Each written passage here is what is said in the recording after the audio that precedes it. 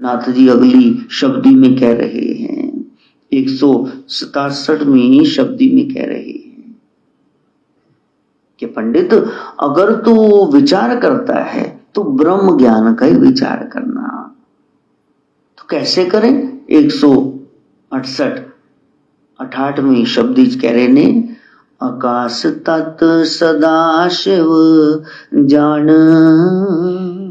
तसोभ्यंतर पद निर्वाण, प्यंडे परचाने गुरुमुख जोई,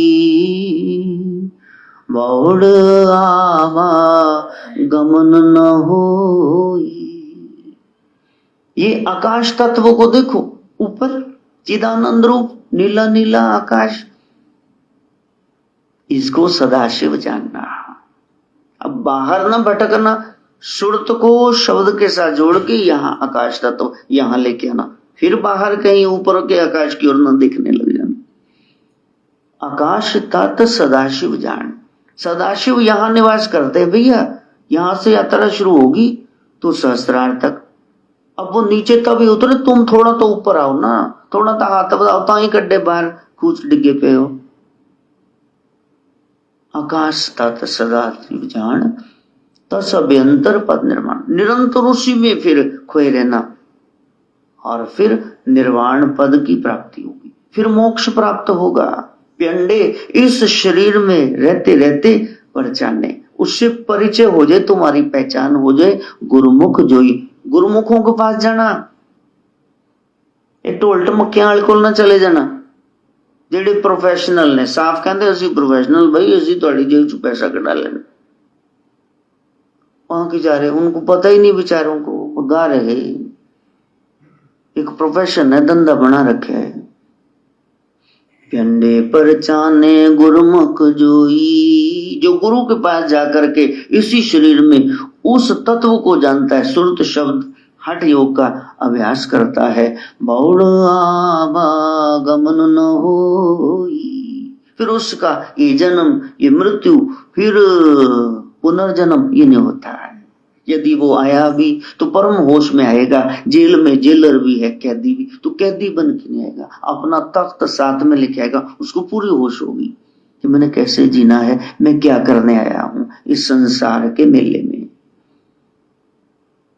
इसलिए गुरु के अनुसार ही बैठना।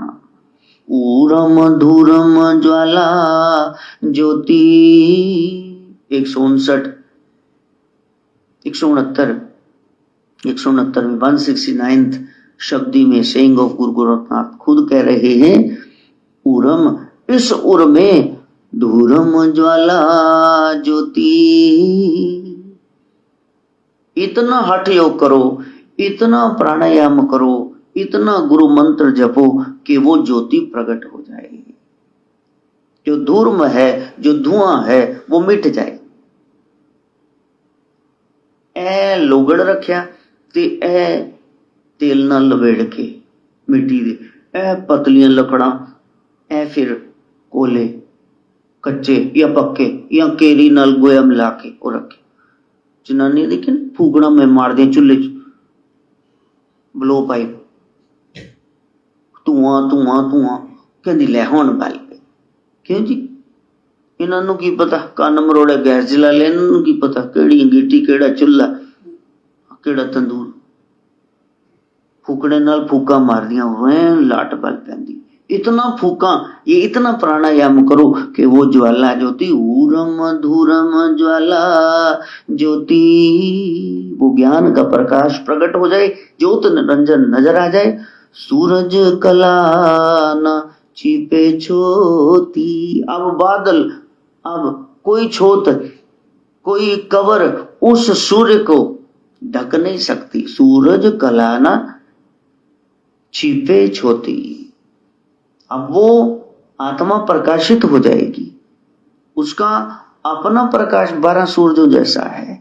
कंचन कवल किरण बरसाई, जो वो सहस्रदल कमल है स्वर्ण का, सोने जैसा, तो वहां ये सारी किरणें निकलने लग जाएंगी। भीतर प्रकाश हो जाएगा। अब अज्ञान नहीं है, अब आप स्वयं ही शिव हो। आप कह सकते हो सोहम, अब कह सकते हो हम ब्रह्मास्मि। जलमल दुर्गंध सर्व सुखाई। इस संसार के भौजल की जितनी दुर्गंध है, खड़े हुए इस जल की, कीचड़ की, वो सब सोख लेगा वो सूरज। अब सुगंधियों से भरा जीवन होगा। अब वासना नहीं रही, अब भास नहीं रही, अब उपासना ही उपासना है। अब आप उदासीन हो गए, ऊपर उठ गए, शरीर में हो ही नहीं। साधु शरीर में होता ही नहीं। गुरु साहब को तभी भी बिठा रहे हैं, वो तो शरीर में है ही नहीं। वो शरीर से कब मोह करते हैं? मोह करते तो क्या चांदनी चौक में शीश देने चले जाते? नहीं, संत वहां पहुंच गए, फिर शरीर के मोहताज नहीं रहे। फिर तो वो चले गए हैं ये कहना भी पागलपन हो जाएगा, क्योंकि वो हैं तत्व हैं, वो आज भी हैं, हाजरा हजूर है। जाहिर हजूर भक्ति करो, जाहिर हो जाएंगे, सामने प्रकट हो जाएंगे, बातें करेंगे। वहां तक हमने जाना है तो इसको साधारण न समझना। सत्संग को यदि पकड़ा नहीं इसको पल्ले को, तो फिर अकेले रह जाओगे। तो अकेले नहीं रहना, वहां पहुंचना है। तो छुक छुक करती गाड़ी जाती है, डब्बे वहीं रह जाते, इंजन के साथ जुड़ना भैया, फिर पहुंच ही जाओगे। पहुंच पाए, जुड़ पाए, मगायत्री से प्रार्थना।